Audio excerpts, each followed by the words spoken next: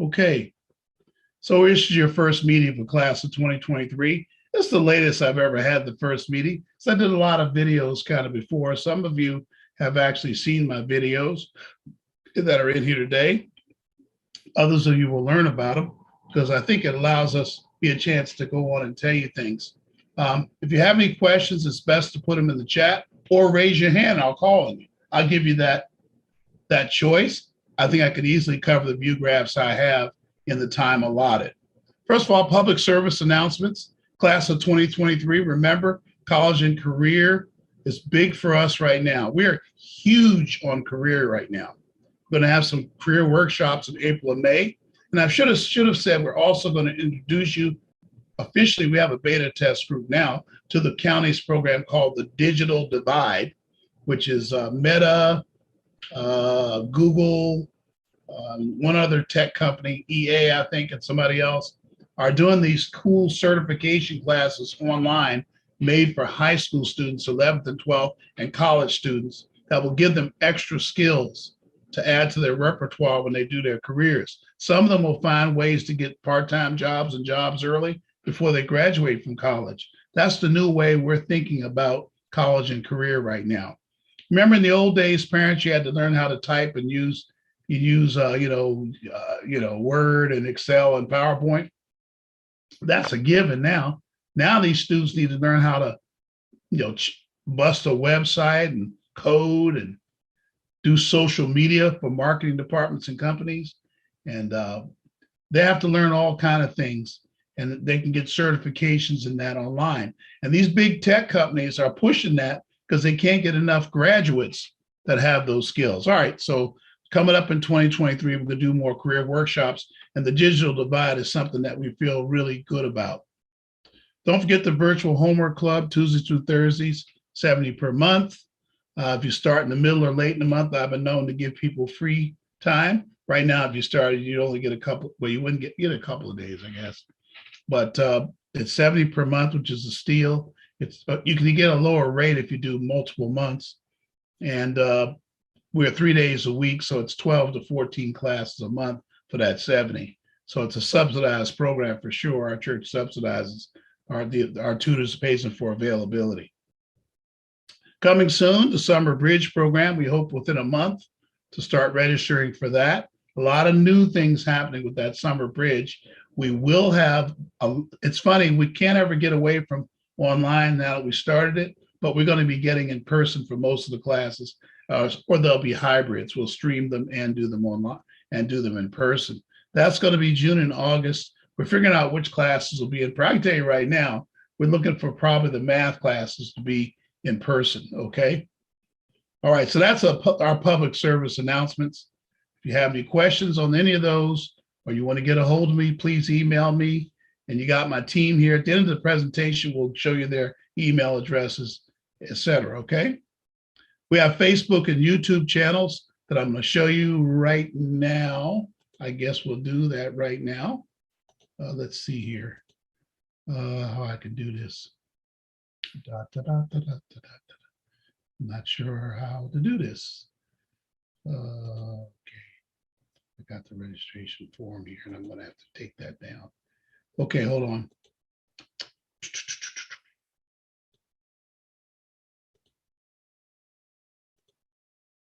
I'm going to take that down. That's what I'm going to do. Okay, take that down.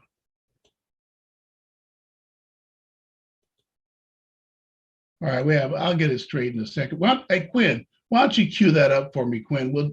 I'll stop in a minute and do it, okay? Okay. Because I'm not ready to show it on the screen. Too bad. I have too many things that I'm have available to share if I need them, so I can't do it. All right, okay. Let's continue. Some of you might be aware of this from a video I did. Let's talk about the pathways to careers.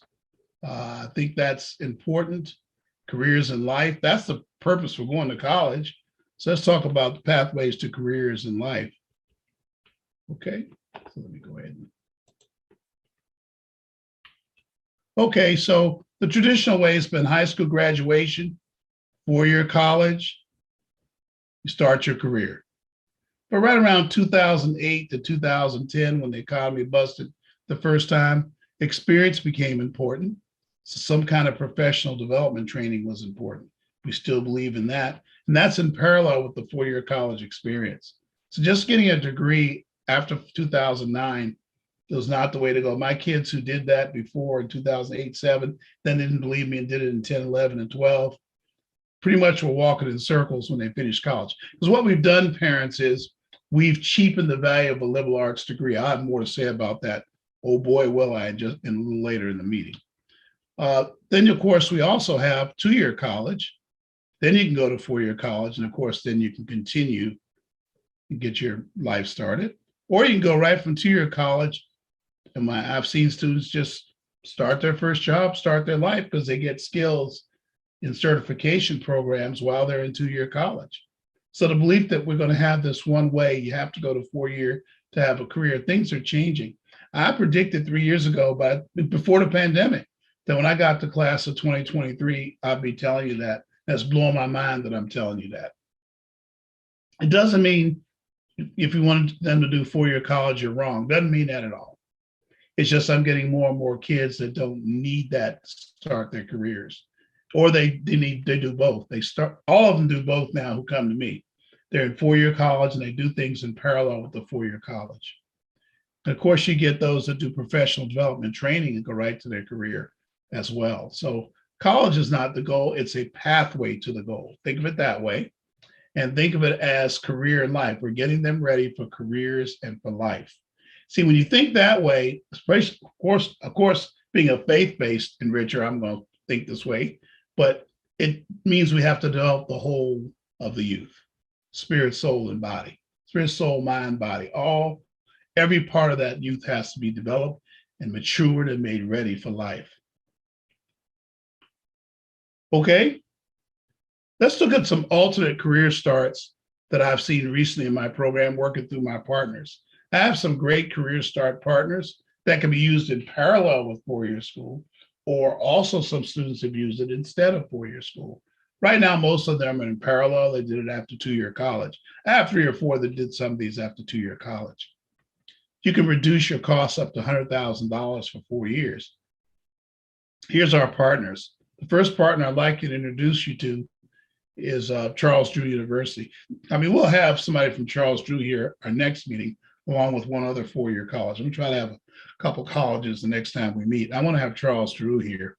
Yeah, they're very underrated. Nobody knows about them. They're down there at the 105 and close to the 710, but close to the 710. They're at Wilmington and the 105. They have a nice little campus down there.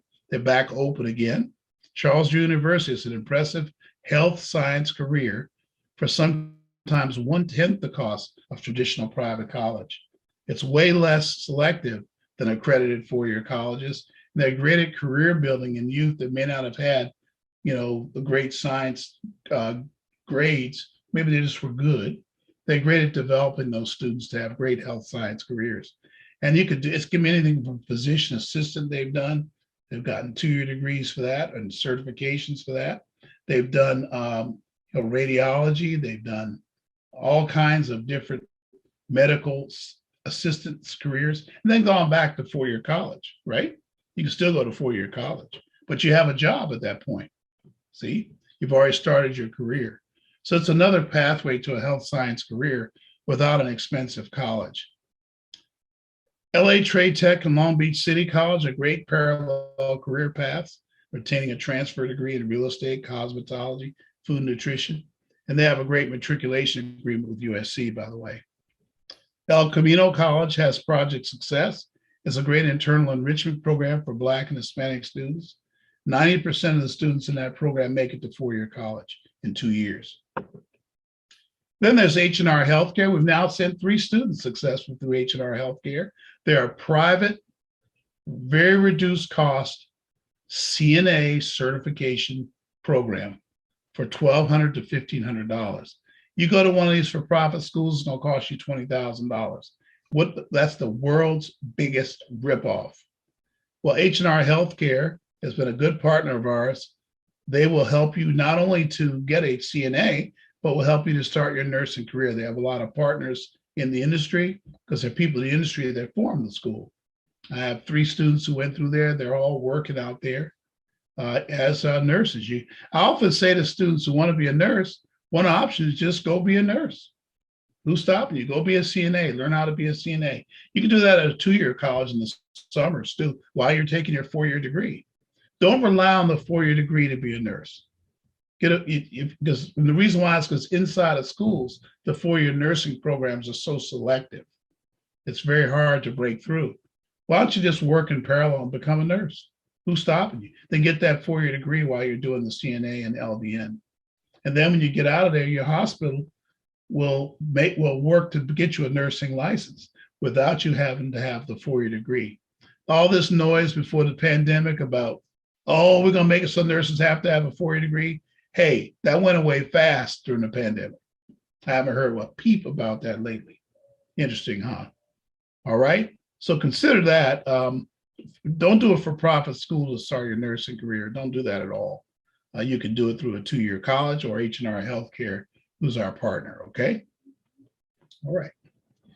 Well, how do most people choose a college? This is what I've observed. I was just in a meeting the other night on a community matter, and we're hearing some people talk about this. Here's how most people choose a college.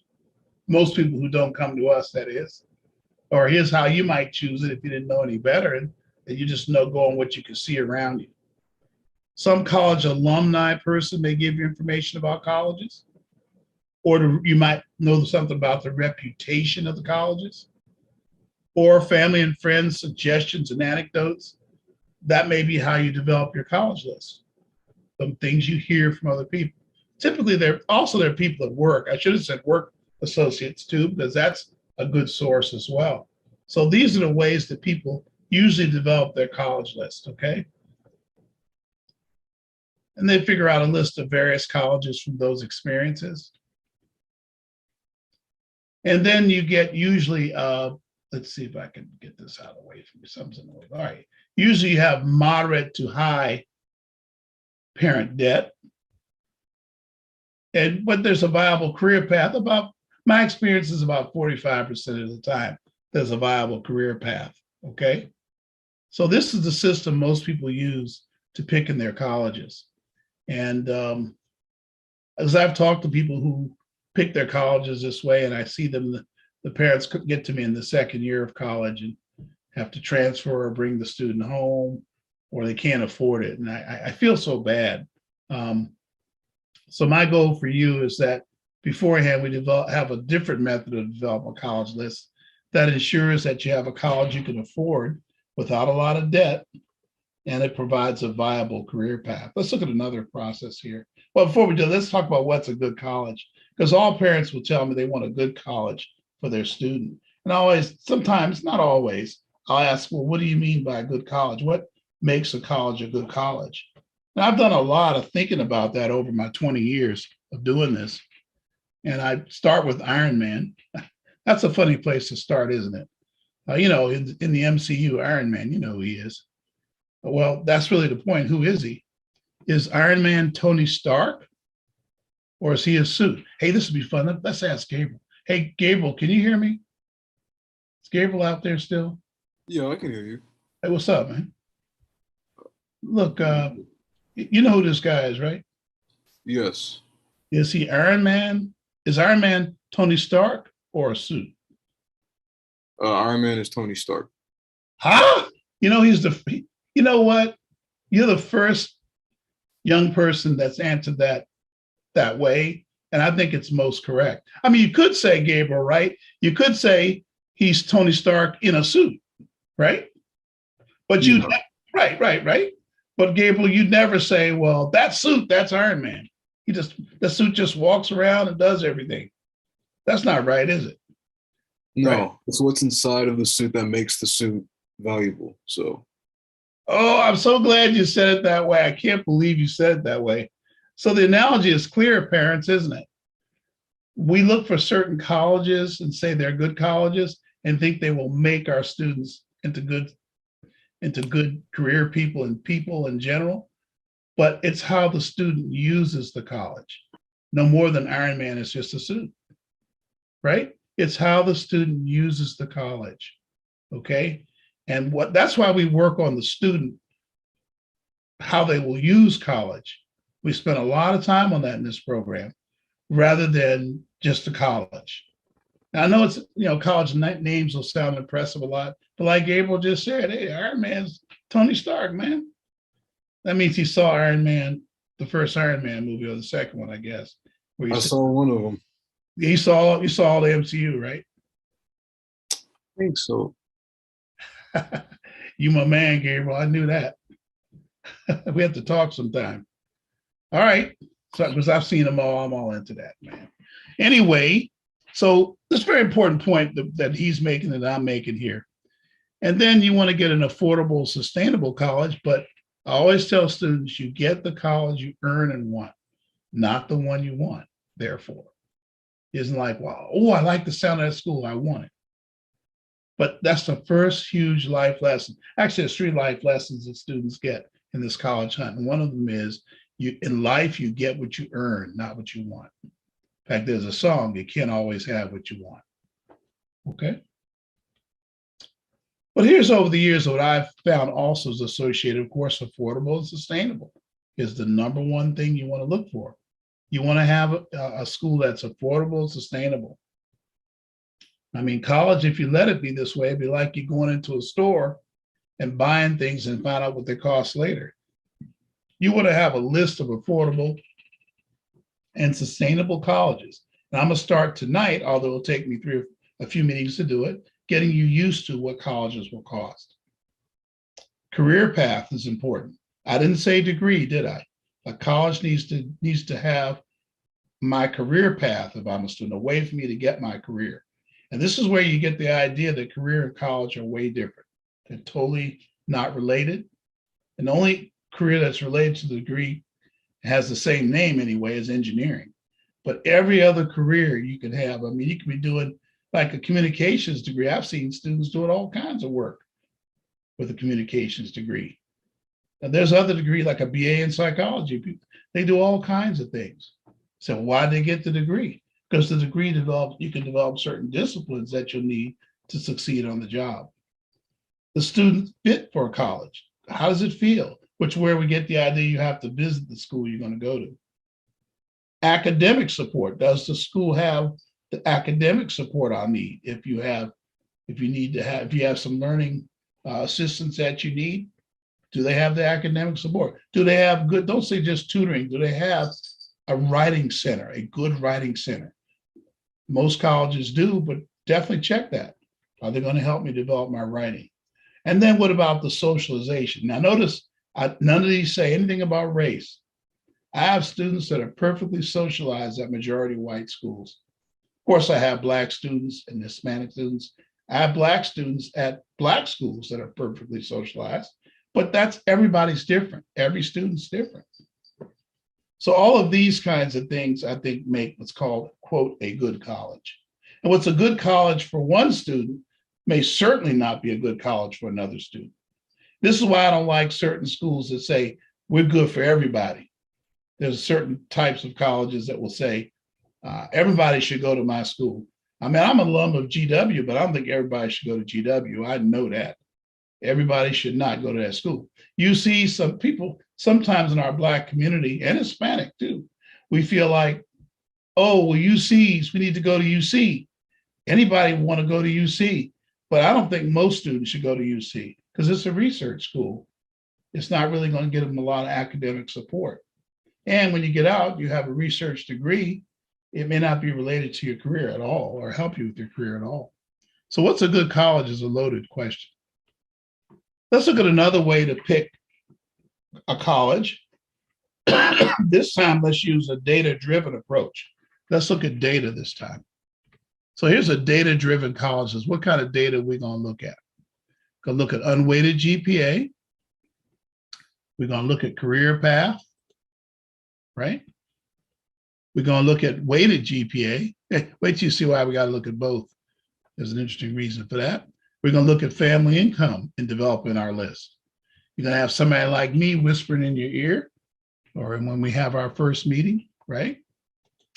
But from this data, right? You can still have colleges on your list that people told you about too. That's fine. But we're also going to use data. We're going to screen them all with data. We're not going to apply for a lot of schools we can't get into, because even if we get in, we're not getting any money. Okay, so let's continue here. And you got to ask yourself, how much debt are you willing to take? We'll be talking about Luke 14, 28 to 30, another session. But I think that's a very important scripture. I don't think I'm you doing it today. That's just to Tanya in. Okay. And I have a group of top 12 colleges and other preferred colleges that we'll talk about in a minute, that are kinds of colleges that I think you should be looking at. There's others too, for sure. I seem to find a new one every year, new one or two or three every year. I stumble across them. But I have a core of 12 colleges that I really like. And I'm going to give you that list in a minute. I think it's coming up here. And you're going to have usually zero to moderate parent debt if you have the right college list, because you're going to pick a school that's affordable. Remember, that was the first thing.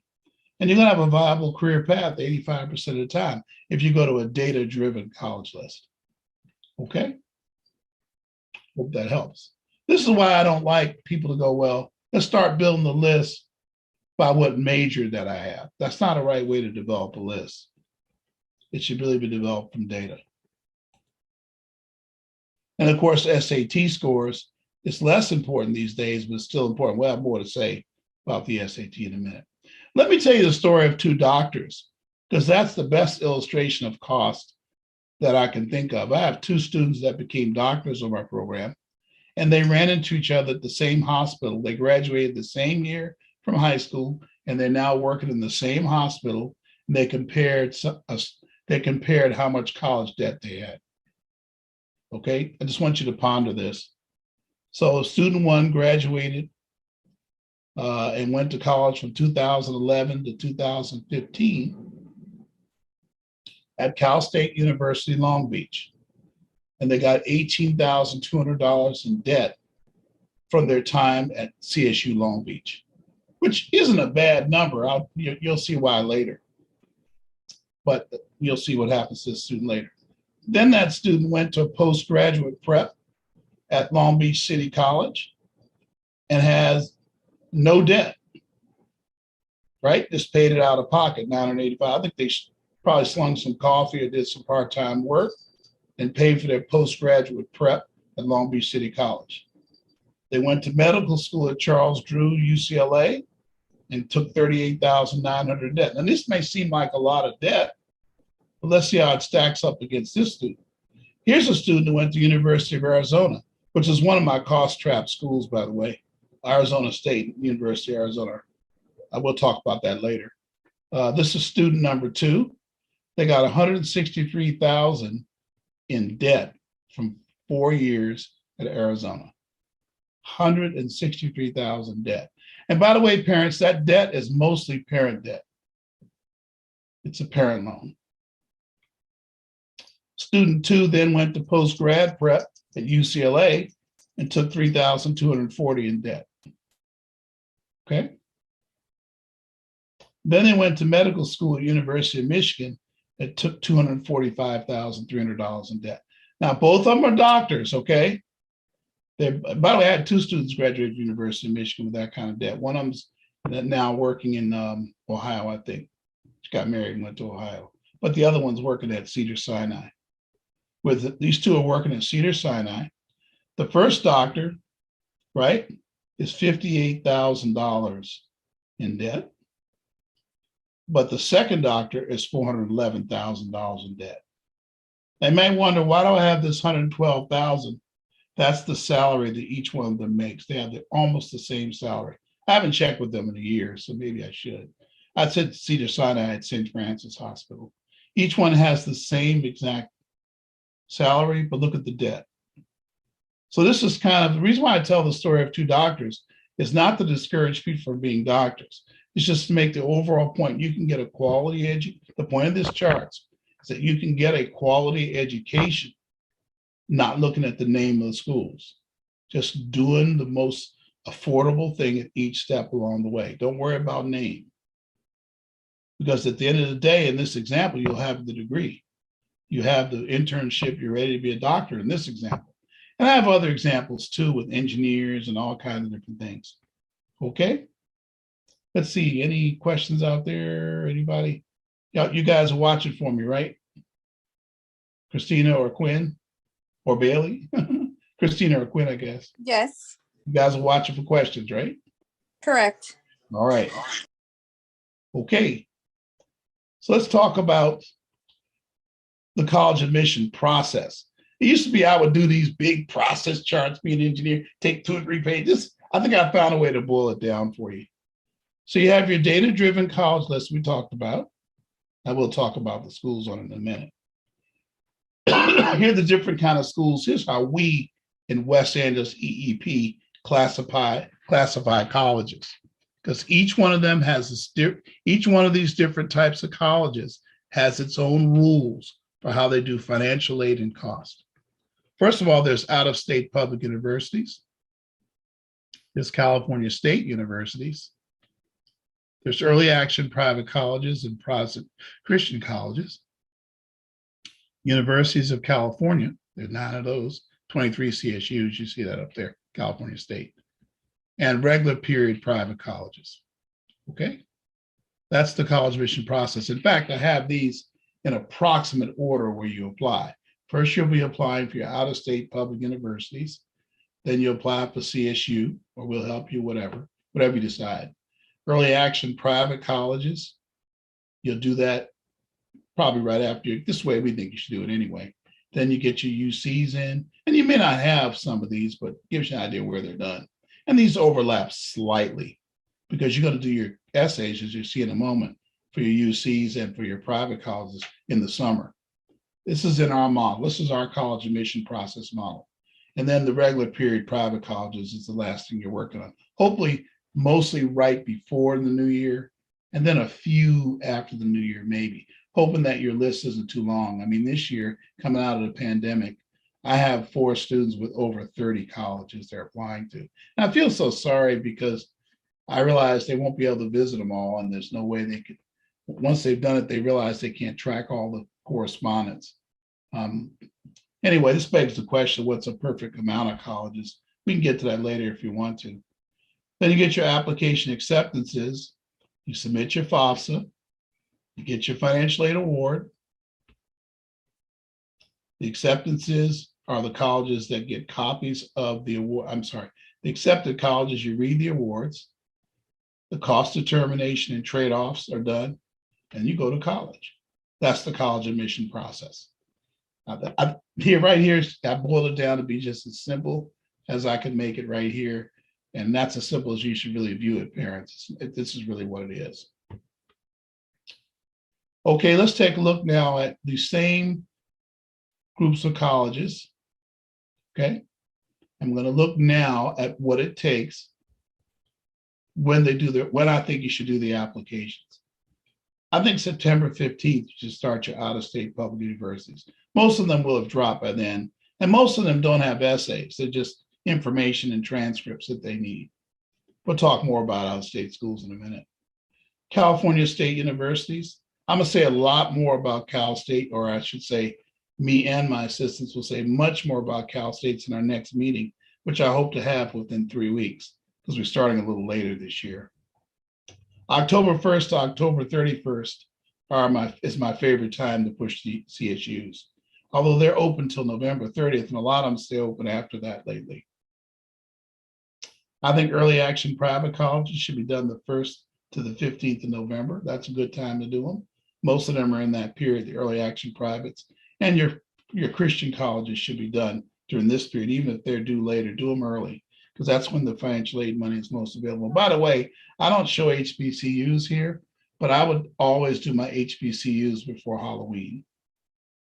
The reason is because with little money they have, they give it to the students that apply first.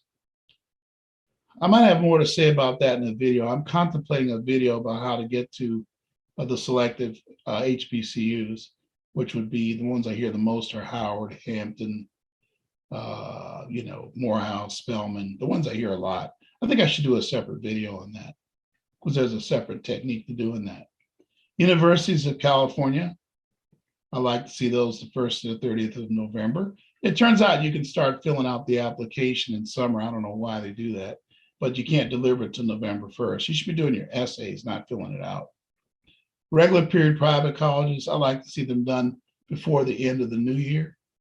Before the end of the new year is a good time to do them. Okay. If end of the year. After the new year, usually a few are done, but I really think they should be done before the new year. But students always let them go over after January 1st, because a lot of the colleges have due dates after January 1st. But it turns out, parents, that these and students, only these groups of colleges have essays. Okay, you can work on those essays early. I think everybody says, I want to start now, but I think your schoolwork is most important right now. I would start them like right when you have things under control, right after your examinations, or some don't have exams traditionally at the end. You probably can start in June. We have a limited amount of students we take under personal support agreements that will work directly with them on their essays. That always works well every year. I know Quinn has worked with me with those. So has Sierra. And I work with a lot of them directly. We had about 10 in that category this year. If you're interested, just let me know, because sometimes your student can handle starting early. And yes, the schools of the essay for the early action schools and the University of California and the private colleges, which means the Common App and the UC essay. We'll have a lot more to say about Common App next meeting. They all have essays. But there's a lot of schools that don't. I mean, the out-of-state public universities and CSUs do not have essays, for example. There are some private schools in these groups that do not have essays as well. Let's see if I can mention them when they come up today. So here we go over here. We have one-on-one youth support, or in our summer bridge program, we're going to have an essay class that students can join. Obviously, you might prefer the one-on-one. It doesn't cost a lot more anyway. Just only can take a limited number of people in there, and the ones I can't, we'll do them in the classroom, right? That's going to be this summer to our summer bridge program, okay? And that's where we do the application essay development. Let's see here. Okay, so when you look at this out here, you're going to want some support maybe for the application. We do help with that as well.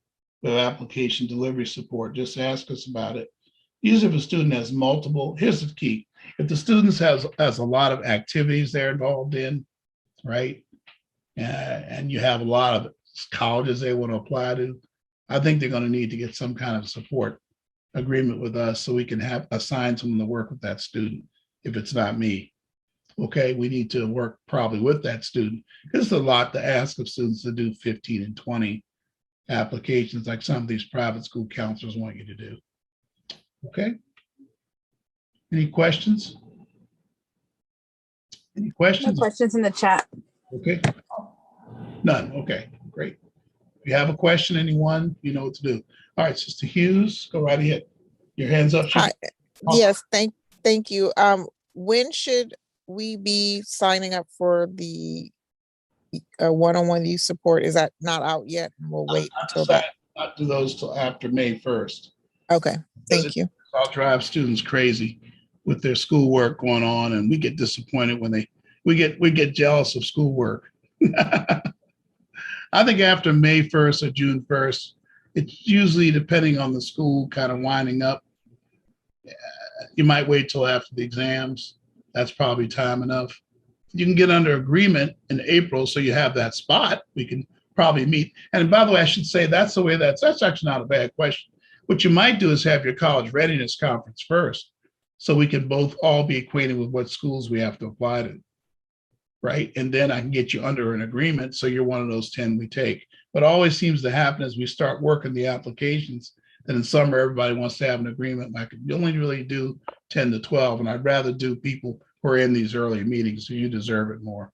I mean, you came out to the meeting early, you should get it. So I would say set up your college readiness conference. I think one of you in here may have already. I seemed like it. Didn't see. Sister Alberta, are you here? I said, Alberta. I am here. All right, yeah. I am here. Yeah, we did hers last week. Yes. Yeah. And I think there's somebody else in here. Maybe not. Maybe not in this group. I've done about 5 or 6 already. Love to do more. We did about 47 last year. Okay. Love to start doing those early. It'd be great to do one now and update it later if you have private schools. Okay. All right. Here's those top colleges I promised. Here's our current top 12 that we like. There's probably a couple others I could put in here. I don't think I put them on the list. But here's our top CSUs that we like a lot. We have a lot of connectivity with the management of these schools, and we can help a lot students to navigate the schools themselves. These 4 CSUs we like a lot. These 3 private colleges, which happen to be Christian private colleges, Grand Canyon, Biola, and Seattle Pacific. We love all those schools. Seattle Pacific has won a lot of awards as a small private.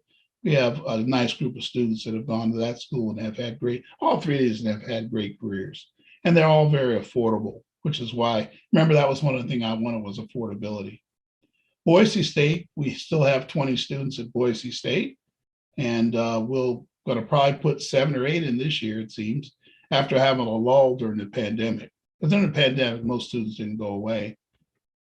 Howard University, Tuskegee are our top Black schools. Howard's the toughest Black school to get into now, though. Therefore, it's the hardest school to get a scholarship from. The reason I have them on the list is because if you do everything I tell you and apply early, they usually ask me for a list of our early action applicants that you'd have a chance to get in and probably try to get some money.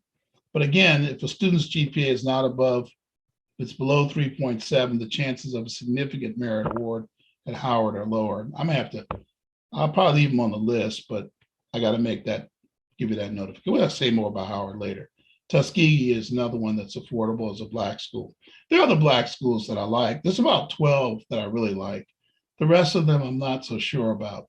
George Washington University and Loyola Marymount are my top 2 private schools.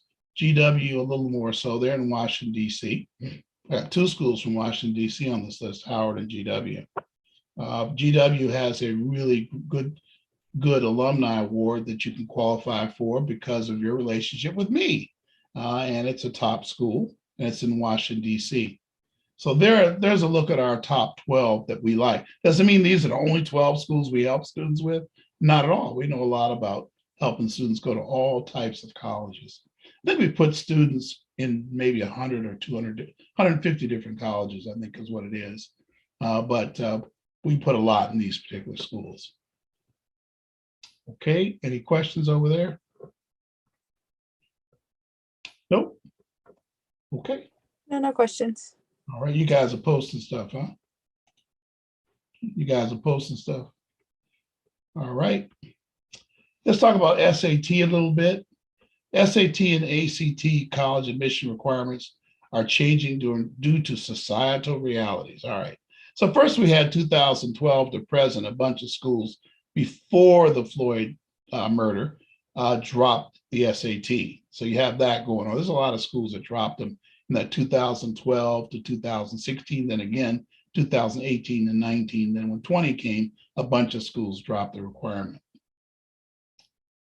See, then we had the COVID-19 responses that dropped the SAT, and changes to the college cost model in those schools caused them to drop the SAT. It was an issue of dollars. And reduced requirements, some went test optional. I'll talk about that in a minute. And then others are just simply no test. Let's talk about, the next chart will tell us about that. So the effect of the Floyd, I had killing at the time because it was killing, but now we can say murder anyway. All these things have reduced the requirements for the SAT, but it's still a reality for class of 23, and I bet you 24. I think by the time we get to 25, we'll have something different to say about suggestions on the SAT. I already have suggestions on the following chart that might surprise some of you, okay?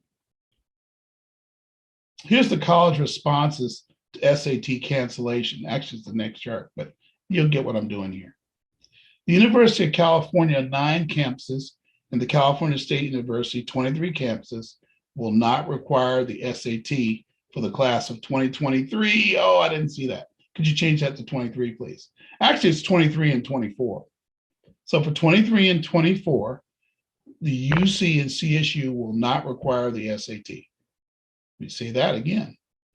For 2020 class of 2023 and 2024, California State University and UC will not require the SAT, which means they won't even look for it. It's not test optional. I said will not require it. So if your student is only applying the UC and CSU, they don't need the SAT or SAT prep, okay? They don't need any one of those if that's the situation, okay? All right. People who are in the SAT class already know that. Many private colleges, however, are test optional. I mean, the SAT could help students in that case. This is why we still have SAT prep, because of test optional. Because most students don't have GPAs that are perfect, so they'll need the SAT to help them get admitted to a selective private college. I may add, they still need to have good grades. So therefore, if a student's grades are 2.5, 2.7, I personally, well, we'll talk about that in a minute. I personally don't see the point of taking the SAT in those cases. Other schools are already no test. Go to fairtest.org. You'll see a shocking list of schools that are no test. www.fairtest.org. Well, who should take the SAT? That brings up. I think students with a GPA of 3.0 or above, applying the schools that are test optional. However, beware of affordability issues with GPAs up to 3.8. So if you're 3.4, 3.5, sure, you can take the SAT and because it's test optional, but you gotta pick your list carefully because you could have you could get into a school with your high SAT score, and we will usually be able to push that score up. We're pretty good at it. So you can get into a school, but can you afford it? Because usually the merit awards are for GPA and SAT. I hope that makes sense. Or any lower GPA, therefore, if you're willing to take a high amount of debt or costs, or you save for college maybe, then I think it doesn't matter. You take the SAT just to get in is okay for a lower GPA. I hope that's clear. That's why I think it's going to be mostly the upper GPA students that can benefit from the SAT. Okay, unless you're determined they're going to maybe do a black school or something. Let's see, there may be, I'm just trying to, you should check with me to make sure you apply to a school where you might get money just for the SAT. Most of them, you need both GPA and SAT. And there's schools like Grand Canyon and Seattle Pacific that will give you scholarships just based on the SAT. But that's why they're one of our favorite schools. Okay, so be sure that when you have an SAT prep and taking the SAT or taking the SAT, that it's really worth their while, because it's not a pleasant experience taking that SAT for sure. I wonder why people are being kicked out. They're going out and coming back. All right, here's some affordable college misconceptions. The belief that a well-known private high school better ensures a well-known affordable college. Well, it might help you, the student, to get through the selective college, but it's going to cost money to get if they get into the school. Unless they have a high GPA and are at the private college. And this happens a lot when you're at a private high school. A lot of times at a selective private high school, because they're more competitive, a student who would normally be 4.0 in public school could be 3.2 or 3.3, but the system doesn't understand that. It just, well, that's their GPA. That's the way it goes. The GPA is what it is. There's a saying that a 3.4 is a 3.4 is a 3.4. Now with schools dropping the SAT, ironically, students are losing their edge to prove they're better than certain students with all these schools that are actually dropping the SAT. Again, they did it for equity reasons to help Black students, but I would submit, I have a video on that too if you're interested. I submit that it's hurt a lot of Black students. Let's see, so our experience. The more AP classes, here's another misconception. More AP classes means a great college. Well, college classes, if you can get college classes instead of the AP classes, that's way better. It's less stressful on the student, and you're not just taking a class that teaches you to a test, and you're getting meaningful credits that will help the student be able to deal with college professors. We definitely prefer any type of college class from anywhere is better than AP classes. But your counselors are going to tell you they need to take AP classes or they can't get a great college. That is not true. I have several students every year that go through my program and get great colleges and have great careers, and they never saw an AP class. I'm not saying don't take AP, just be sure the student can get a high grade in AP so it doesn't hold back their GPA. Okay.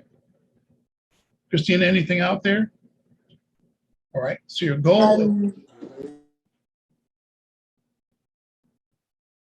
anything out there? No, nothing on the chat, Deacon. The goal is a well-known, remember your goal is here's another misconception.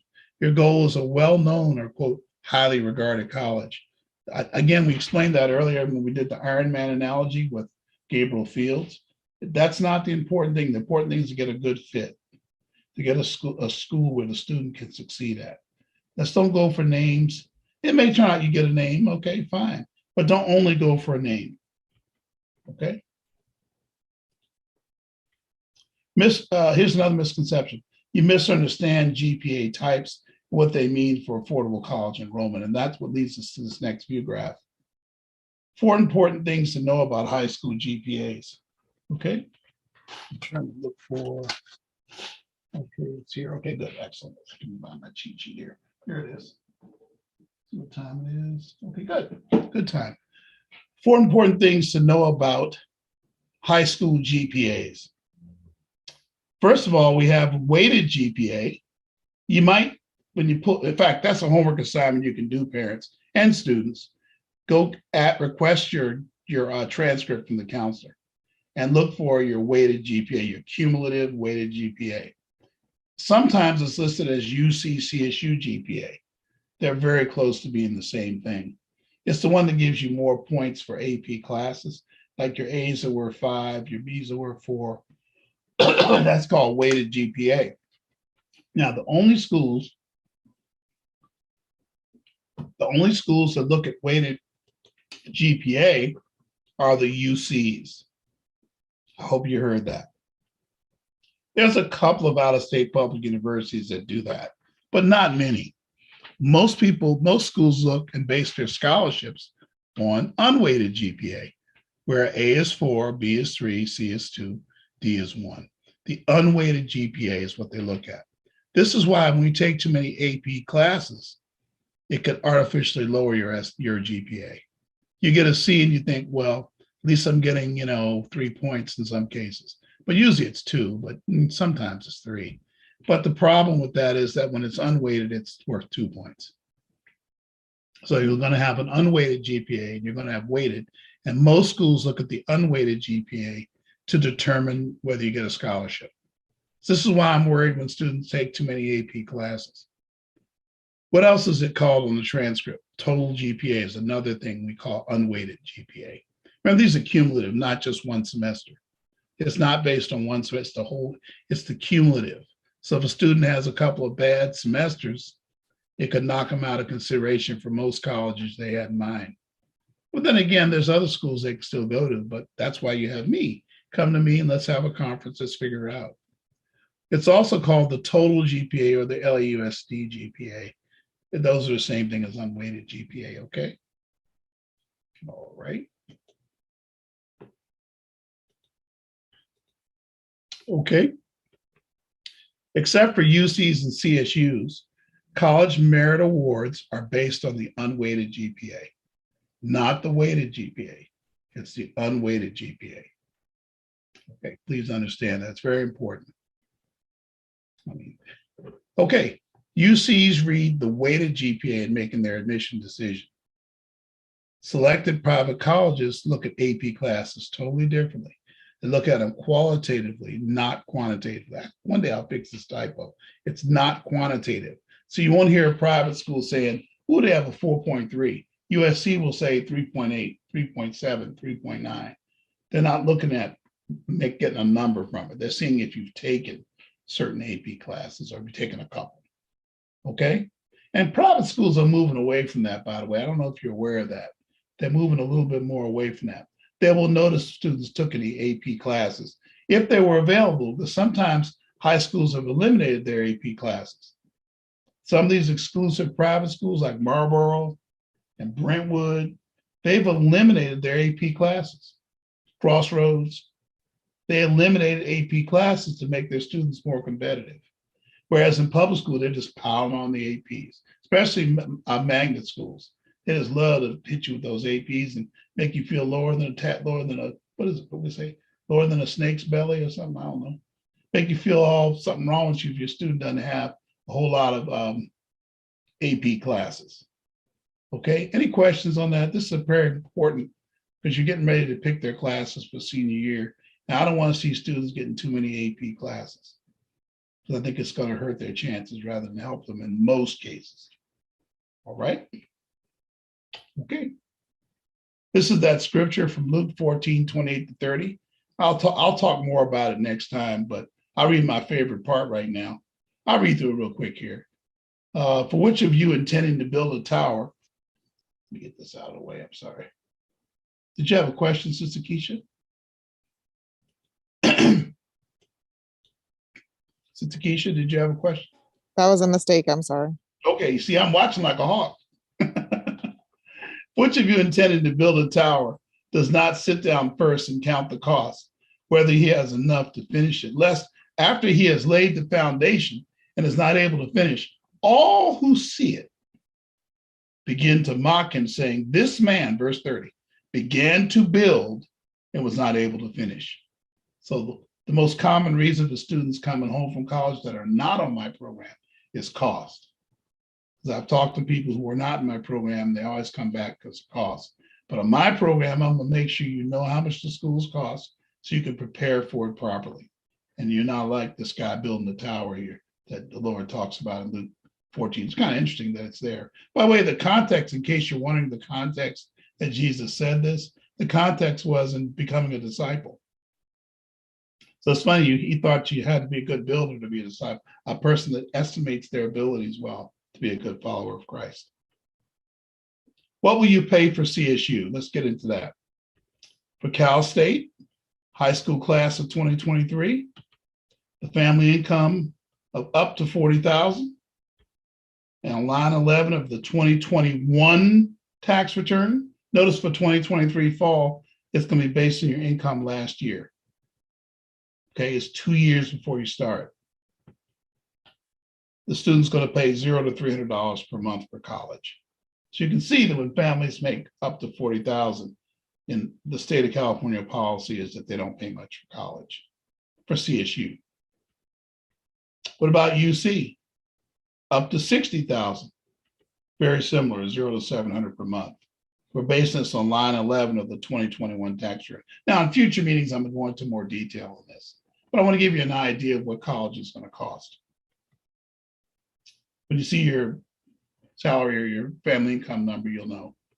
Here's $40,000 to $58,000 for 2021. You remember? Line 11 of the 2021. So a lot of you think it's this year's income. It's 2021. You're going to pay $300 to $1,200 per month for college for CSU. Okay.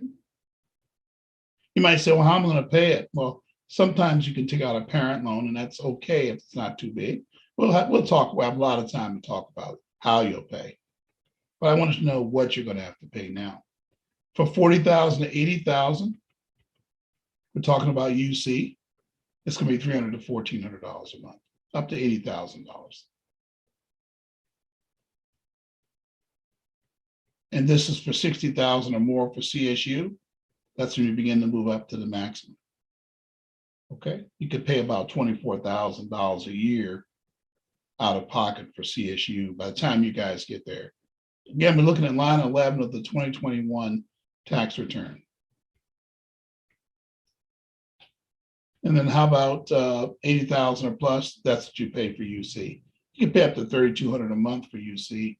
When you start to get up to 110,000, 120,000, 130,000, which are not high salaries at all in California. I don't think 200,000 is that much if you have 2 or 3 kids. Somebody said if you only have one, it's not much. This is California, you know what I'm saying? So that gives you an idea for UCs. What I didn't cover was private. So I'm going to talk about private colleges now. There is a video that this is extracted from, these few charts come from. Deacon, Yes.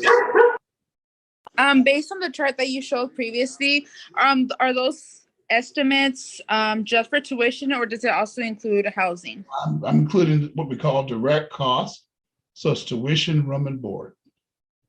By the way, that's a good question, because when these people from colleges come, they only talk about tuition, but I don't play games. You got to eat. You got to sleep. All right. You got to have somewhere to live. So those are called direct costs for college. And your courses, your tuition, of course, you got to have. So those are direct costs for college. And when I give numbers, it's covering everything. Hope that answers the question. Right. Okay.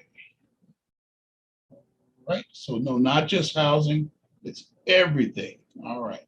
Good question. All right, let's talk about private colleges. We need to accept the reality that private college and most out-of-state public colleges are very expensive. Now, I want you, the first part of this is just, well, I'm going to tell you something. I'm going to qualify that too, okay? So let's talk about students that are 3.8 plus unweighted and the family income is 75,000. But you'll get the idea of what I'm doing here. That means we got to discuss the 1/3 rule. This is something that I was told years ago by people in private college who then updated me 2 years ago. But there's a kind of an unstated 1/3 rule in all private colleges. Again, we're talking about private college. The gray is what students are expected to pay through their merit. So if students don't have high grades but get in, this 1/3 is lower, right? We'll get back to that in a minute. The blue is what parents are expected to pay 1/3. And the last third is the school.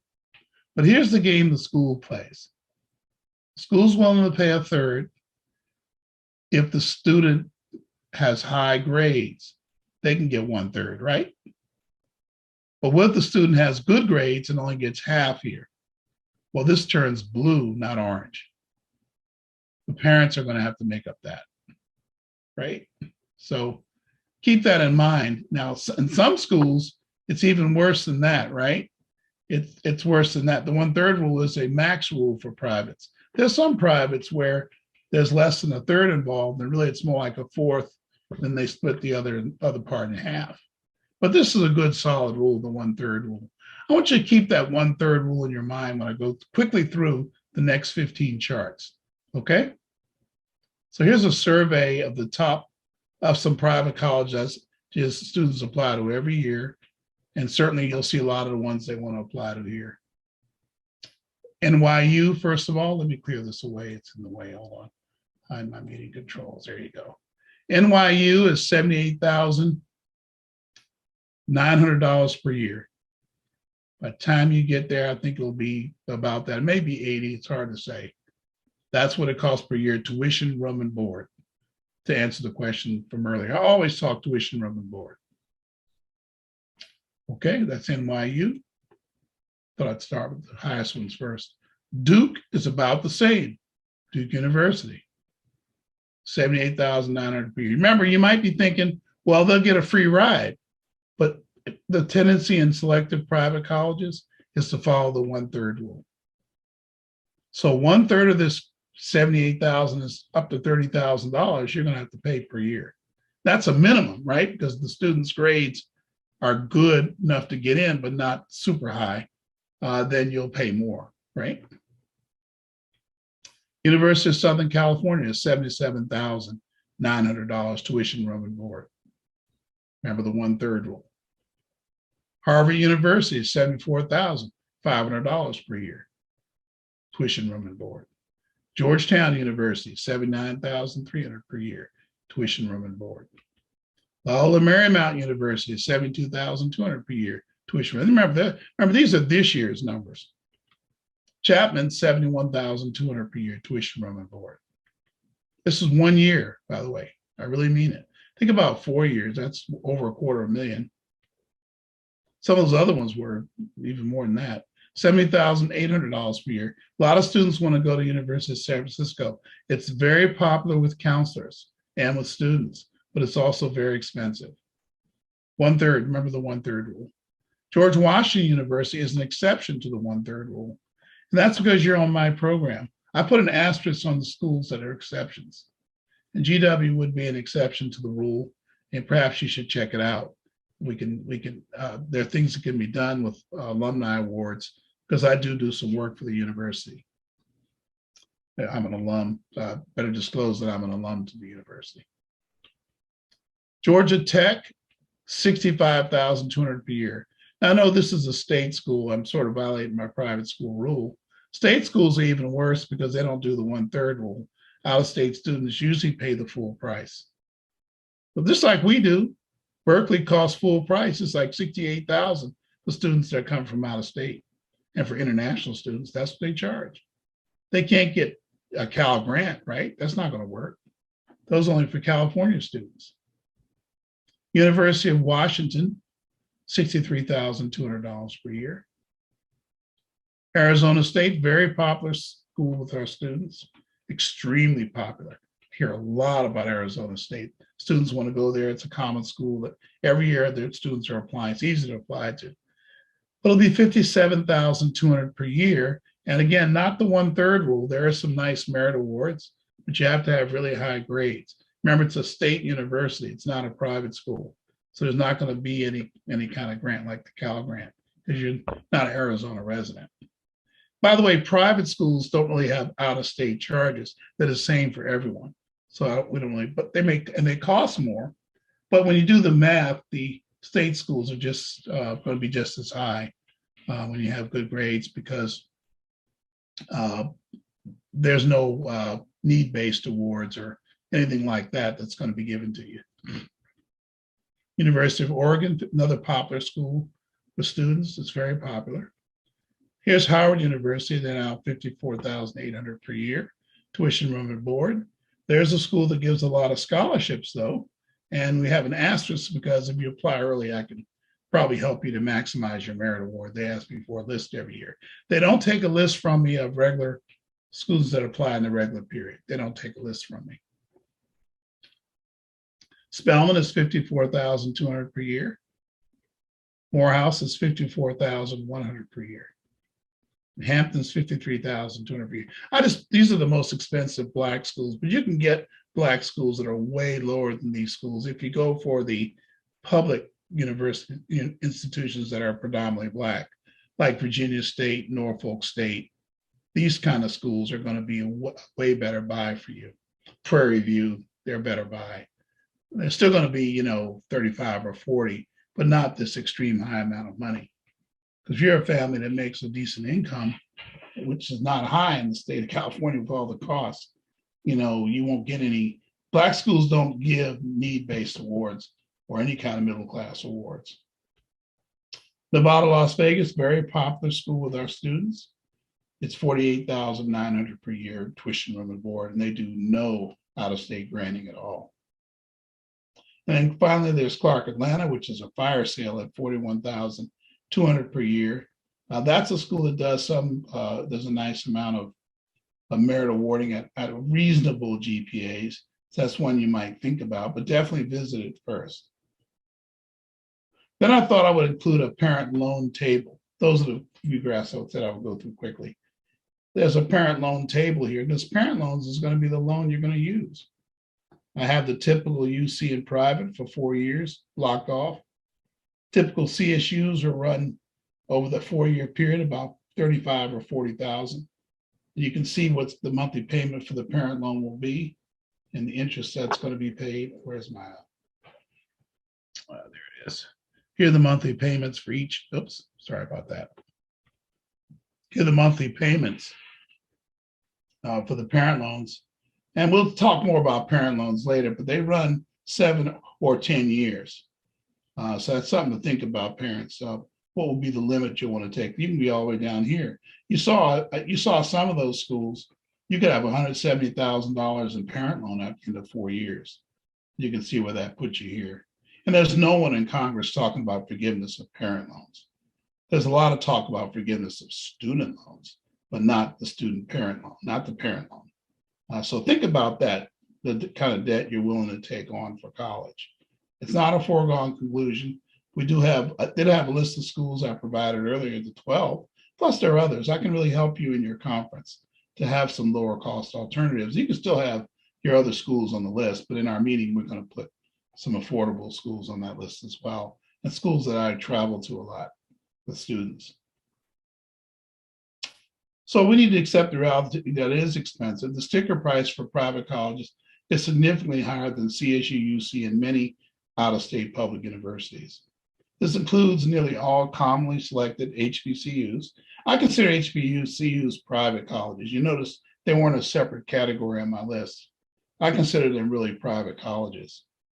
They're private predominantly Black colleges. The average cost is $53,000 for the private schools in this country, or $37,000 is tuition and fees. There's your breakout there. I think it's Sister Bauman. There's a breakout. You get an idea what the tuition and fees typically are. They're usually about $15,000 or $16,000 in room and board. That's an average for private schools. Merit scholarships cover up to 1/3. Remember the 1/3 rule. LMU is $73,000, for example. If the family income in line 11 of the 2021, that needs to be corrected, sorry, is $70,000, the maximum merit award is expected to be $25,000. Sometimes 30, but then you got to pay the rest, right? The other 40. And that's where you get into the higher costs. You might wonder, well, how do people go to LMU? Well, a lot of them just take the debt, but others have financial need. If your income is reduced, then LMU becomes a better buy because they can give you need-based funds. It's just that middle class, make too much typically to get a very large university grant. And those university grants are going to be need-based. Step 2, be real about asking for more dollars in scholarship. Due to COVID-19 responses, huge losses in 2020 and 2021, and zero federal aid went to private universities, right? They mostly went to public universities. Private schools lost tens of millions of dollars. So a lot of them it's not much motivation. Things may change next year, but right now, not much to give additional and more money. You can sometimes negotiate it with schools that are on my best 12 list, right? I can help you go to bat for you in those schools. Colleges are setting aside funds for severe COVID families and dollars for need-based awards. Above 70,000, they don't consider it need-based. Now, there are some private schools that do. Again, in our conferencing, I can tell you those schools, depending on what kind of career the student wants, whether they even want to go away. Sometimes students really don't want to go away anyway. You will need to show severe and permanent circumstances, plus a plus loan denial to get more money in those cases. Full financial transparency will be needed to get something more at that time. We're talking about over a year from now, we'll be dealing with that. But the solution to that is to pick a list of colleges where the schools are affordable. So when you get to these ones that aren't, it's not the end of the world if you don't get them. So youth need to understand the situation, right? If they want a school that's very expensive. What a great life lesson it is for youth. Oftentimes in life, your best doesn't get what you want, but it gets what God wants you to have. In life, you get what you earn. It's often not what you want. It's not the parents' fault if you can't have the college you want. These are 3 very important but tough lessons for youth. But the quicker they can learn them, the better the list can be for college, right? The better the options can be for college. So parents, the message is you have no reason at all to feel guilty if you just can't do some of these colleges. You have a right to a peaceful retirement, in my opinion. There are alternatives to spending a lot of money for private. You can use local CSUs. CSU Long Beach, LA, Poly Pomona, Dominguez Hills. You can live at home in an apartment nearby. The cost to go to the school is about $170 per month to send them to the school. Maybe less. Of course, you got to pay for their rent if they're in an apartment, right? Or they could be with a relative, or they could be at home and commute to the school. I say, well, I want them to have the college experience. Hey, by the way, this bullet right here is where people like me get the idea we don't have a college cost problem. We have a going away to private college cost problem in the United States. So you don't have a cost problem with college if you stay in your state, particularly in California. If you just stay near home, you'll still get a great four-year degree. I have students that have been very successful from those schools that are on the list right there. They are very successful in life. Certain Western public universities are a good buy. University of Nevada, Reno, Boise State, Northern Arizona. They say, oh, I don't want to go to those schools. All right, but again, we're talking about ways to get around taking on a lot of debt, going away to schools and taking a lot of debt on. And you can be a good student, just 3.0, and go to Boise State, you pay less than CSU because of our relationship with the school. I think Nevada, Reno is the same if you're 3.5. I have students in all three of those schools, actually. Stay away from ASU, UA, UW, Washington State, Oregon State. All these are 35 to 50,000 per year with no chances for getting money. Unfortunately, they're very popular with students. I mean, students really want to go to those schools. I haven't figured out the Oregon thing. I think it's just a venture. Arizona State, Arizona, I mean, I see them in social media all the time. You remember, I'm friends with kids. They're of all types, and they'll tell me, they show me and tell me, hey, I can see the kids are excited about those types of schools. People on Instagram and those places.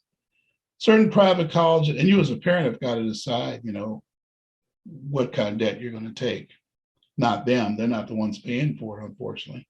Certain private colleges like George Washington University, Seattle Pacific, Grand Canyon, Howard. Of course, Howard, you need a high GPA. But for the other three, you can probably get a good buy at those schools.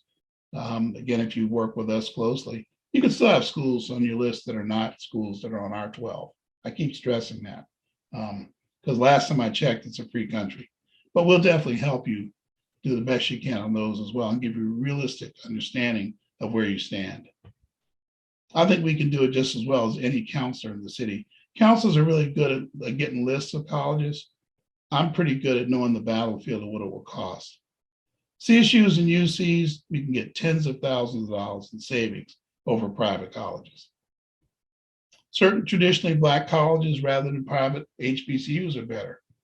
Norfolk State, Virginia State, Prairie View, Tuskegee. See, I stuck Tuskegee in, but it's a private school. But these schools are all going to be reasonably priced. If you're going to do, a $50,000, $60,000, $70,000 private school, you can come in way under on one of these schools here. I mean, it'll still cost you. I mean, it'll be more than a CSU, but it's not going to be those huge, huge prices that we saw. All right, I actually got to the end. That's a record number of Ugrass, but I cheated. I showed 20 real fast. Those were colleges, right? And I guess, have you all put the link to the presentation in yet? Hello? Quinn and Christina? Quinn, Christina? Can you hear me? Yes, they can. I feel lonely. I hope they put it in there. Come on, you guys. You got to hear me. Come on. Nope. Neither one hears me. Does anybody hear me? Do parents hear me? All right, I'll get back to that. Let's see if there's any. We hear you. We hear you. Oh, y'all hear me? My people don't hear me though. All right. I guess they. Hello. I need you to hear me, girl. All right. Okay. I need to know if you've put the link to the presentation in the chat yet. Has anybody done that yet? The PDF. I emailed it to you. No. Let me send it one more time.